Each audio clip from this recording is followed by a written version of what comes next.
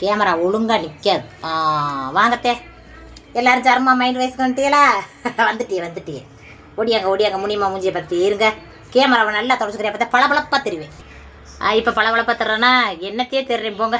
என்ன இருக்கிற மூஞ்சி தான் இருக்கும். இதில் பளபளப்புக்கு எங்கே வருது? வாங்கத்தே எல்லோரும் என்ன பண்ணுறீங்க? வெள்ளிக்கிழமை இன்றைக்கி பாருங்க. அதிரி புதிரியாக காலையில் வெள்ளனையே எழுந்திரிச்சேன்.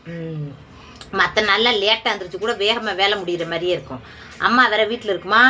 இன்றைக்கி அம்மா அங்கே தங்கச்சி விட்டு கூடிடுச்சு. அம்மா அப்படி உலைகளே வச்சு இப்படி சோறு ஆக்கிடுவேன். குழம்பு மட்டும் தான் வைக்கிற மாதிரி இருக்கும்.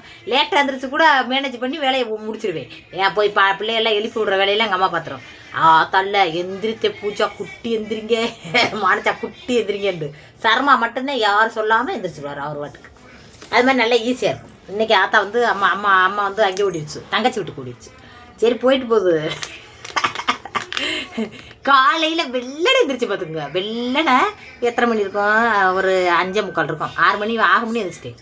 ஆனாலும் குளிச்சுட்டு கோலம் போட்டுட்டு அப்படியே சமைச்சு பருப்பு போட்டு அது போட்டு சமைச்சு முடிக்கிறதுக்குள்ளே லேட் ஆகிருக்கு. அப்புறம் சாயந்தரம் ஒரு குளியல் ஏண்டுகளுங்க. வேர்த்து கொட்டுதே. வீடு வாசலாம் அழைச்சி விட்டேன்னா மறுபடியும் வேர்த்து வடிஞ்சிருச்சு.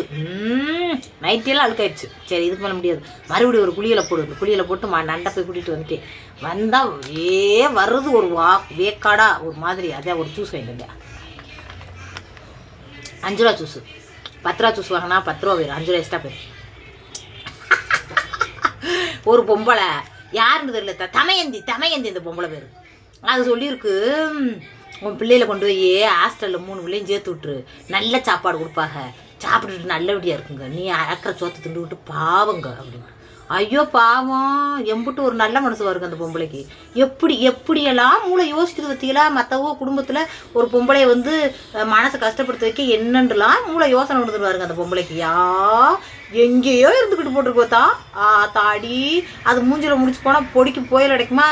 ஆத்தாடி பயமாக என்னவாறு பார்த்தா பிள்ளை குட்டியெல்லாம் அப்படி விட்டு தாண்டோண்டியா வாழ்கிற பொம்பளையெல்லாம் இருப்பாத்தே. அப்படி பொம்பளையெல்லாம் அப்படி கமாண்ட் பண்ணுறவளாம் நல்ல பொம்பளையாக இருப்பான்னு நினைக்கிறீங்களா? பிள்ளை மேலே அக்கறைப்பட்ட சொல்கிறான்றிய.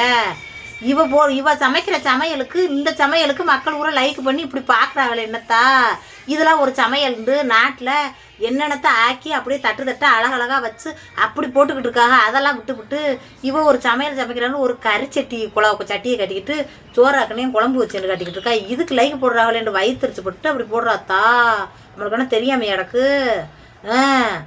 நாட்டில் அப்படியே டப்பாவாக இது பருப்பு உளுந்து அது இது என்னது முந்திரி திராட்சை கிஸ்மிஸு ஏலம் பட்டை கிராம்பு பாதாம் பிஸ்தா அப்படியே நெய் என்னென்னமோ இருக்கிற வகையில் பூரா வாங்கி டப்பாவாக வாங்கி அப்படியே அந்த கிச்சன் அடுக்கில் வந்து அப்படியே வரிசையில் அப்படியே ஒன்று சொன்னாப்பில் டப்பாக்களை ஆன்லைனில் ஆர்டர் பண்ணி வர சொல்லி அப்படியே ஒன்று சொன்னாப்பில் வாங்கி அதில் கொட்டி அதில் பேப்பரில் எழுதி அப்படியே அடுக்கி அழகுக்கு வச்சுவிட்டு, hello delivery boy 4 chicken plate ஒரு சிக்கன் ரோல் அப்படின்ட்டு ஆர்டர் பண்ணி அளவுன்னு கூப்பிட மாட்டாங்க. என்ன ஆர்டர் போட்டுறாங்க, அதுக்குன்னே கூப்பிடுவாங்க. ஏன்னா இருக்குன்னு வீடு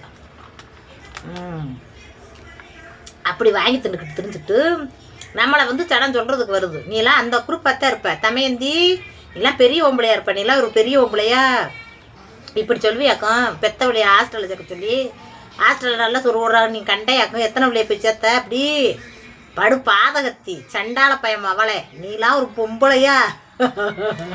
நான் பெத்த பிள்ளையே நீ ஒரு 2 நாள் வெளியூரில் போய் தங்கிட்டேன். மனசெல்லாம் கிடந்து அடிச்ச அடி எனக்குத்தான் தெரியும். பாதகத்தி நீலாம் பிள்ளை பெற்று அப்படியே தலையை நெரிச்சு போடுறவள் இருக்கா, பிள்ளைக்காக உயிரை கொடுத்து வாழ்கிறவள் இருக்கா. 2 பேரும் தாய்தான், 2 பேரும் பொம்பளைதான். அதுக்காக எல்லாரும் மனசில் ஆயிட முடியுமா?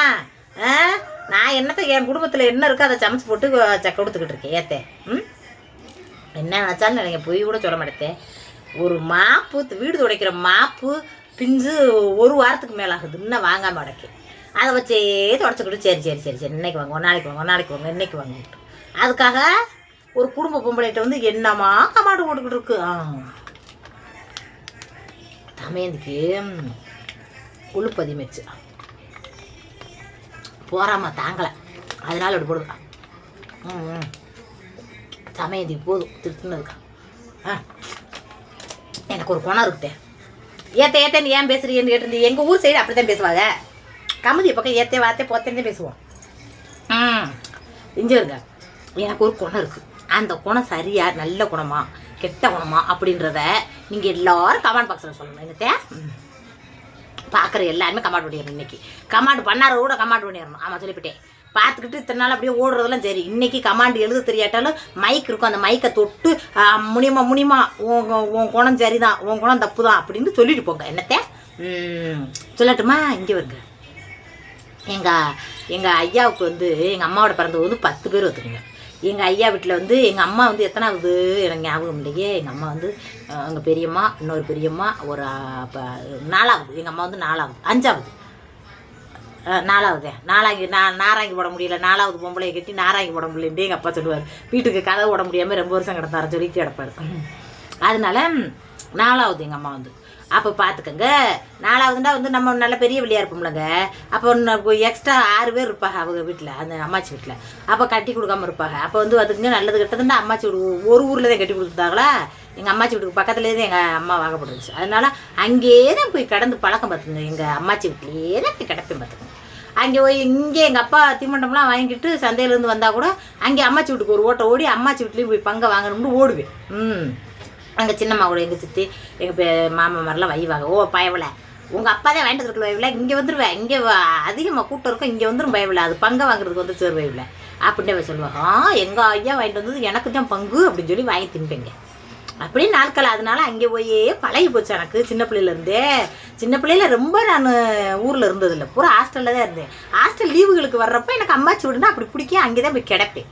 இப்போ இருக்கிற பிள்ளைகளுக்கும் சரி, அப்போ இருக்கிற பிள்ளைகளுக்கும் சரி, அம்மாச்சி வீடுண்டாவே ஒரு தனி அப்பத்தா விட கூட அப்படித்தான் நினச்சிக்கிட்டு போவேன், இருப்பேங்க.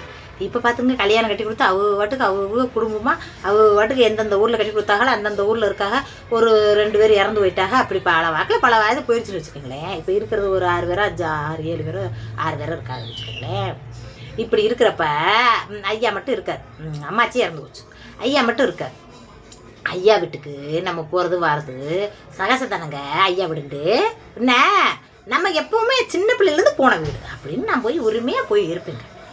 அதில் இப்போ கூட எங்கள் அம்மாவோட கூட பிறந்தவங்க ஒரு சில பேரோட சண்டையாக இருப்போம்ல, சண்டை சத்தம் இருக்கும்ல, பேசாமல் இருப்போம்ல. பேசாமல் இருந்தாங்கண்டா அவங்க பாட்டுக்கு அவங்க ஒரு ஓரமாக அவங்க அப்பா வீட்டில் இருந்துட்டு அவங்க பாட்டுக்கு போவாங்க. நான் பாட்டுக்கு இருந்துட்டு போனேன். என்னத்தை நான் போனேன்டா, அவங்கதான் பேச மாட்டால, நீ எதுக்கு வர, நீ அங்கே உன் வீடு அப்பா கட்டின வீடு இருக்குல்ல அதில் இருக்க வந்தானே, நீ வேணுக்கு முன்னே வந்து உட்காடுற, அவங்க வெளியே வந்துச்சு ஓடுறாங்க அப்படின்றாங்க. ஏன் ஓடுறாங்க? வெளியே வந்துச்சு ஓடினாங்கன்னா நான் வெளியேறையில் அவங்க உள்ளே வரட்டும், நான் அவங்க இருந்தால் இருந்துட்டு போகிறாங்க, நான் உள்ளே இருக்கல. அதே மாதிரி அவங்களும் ஓரமாக அவங்க வாட்டுக்கு நான் தான் பேச மாட்டேன், மற்ற அக்கா தங்கச்சி கூட பேசிக்கிறவாள், அவங்ககிட்ட பேசிக்கிட்டு அவங்க வாட்டுக்கு இருக்க வேண்டியதானே. எதுக்கு என்னை பார்த்து ஓடுறாங்க? நம்ம ஒன்னே மாதிரியே மழுங்களாக இருப்பாங்க. மழுங்க தொழி. அதனால வந்து பேசாதவங்க இருந்தாலும் பரவாயில்லன்னு கூட வந்து உட்காருவேன், இது நாட்டிய பேச்சு பேசுவேன், எல்லாம் பண்ணுவேன். அவங்க என்ன அப்படியா ஒன்னே மாதிரி மழுங்களா அப்படின்றது இன்னொரு சொந்தம் பார்த்தீங்களாங்க. இப்படி சொல்லுவாளா? எனக்கு கோவம் மூச்சுக்கு முட்டிடுச்சு, மண்டைக்கு முட்டி போச்சு. நான் சொல்லிட்டேன், உனக்கு என்ன உரிமை இருக்குது? எனக்கு உரிமை இருக்குது, எங்கள் ஐயா வீட்டில் நான் வந்து இருக்கேன்றேன். உனக்கு என்ன உரிமை இருக்குது? உங்கள் அம்மாவுக்கே உரிமை இருக்குது, உங்கள் அம்மா தான் இங்கே வரணும் அப்படின்றாங்க. அப்போ நீங்கள் மட்டும் உங்கள் பிள்ளையெல்லாம் கூட்டிகிட்டு எதுக்கு வந்து நடுவில் உட்காந்துருக்கீங்க? உங்களுக்கு தானே உரிமை இருக்குது. இங்கே பெற்ற பிள்ளையெல்லாம் அங்கிட்ட விரட்டி விடுங்க, நானும் போகிறேன். எங்கள் ஐயா விடு, எனக்கு உரிமை இருக்குது, நான் வருவேன் போவேன், இதில் இருக்கிறத அப்புறம் திம்பேன் கொட்டிக்கிட்டு இது சண்டைக்காரவங்களாக இருந்தாலும் சரி, சொந்தக்காரவங்களாக இருந்தாலும் சரி, எங்கள் அம்மாவோட பிறந்தது உண்மை தானே. ஆக்கி வச்சா பொங்கி திம்பேன், கொட்டி வச்சு திம்பேன். ஆறு இவருன்னு சொல்லக்கூடாது, சொன்னால் என்னை பற்றி சொல்லிட்டான்னு சண்டைக்கு வந்துடும். ஆமாம், எங்கள் அம்மாவோட பிறந்தவங்களுக்கு அந்த வீட்டில் ஆம்பளை பிள்ளைகளுக்கு மட்டும்தான் உரிமை இருக்கா? பொம்பளை பிள்ளைகளுக்கு உரிமை இருக்குல்ல? என்னென்ன சொல்கிறது? எல்லாருக்கும் அந்த வீடு பொது வீடு.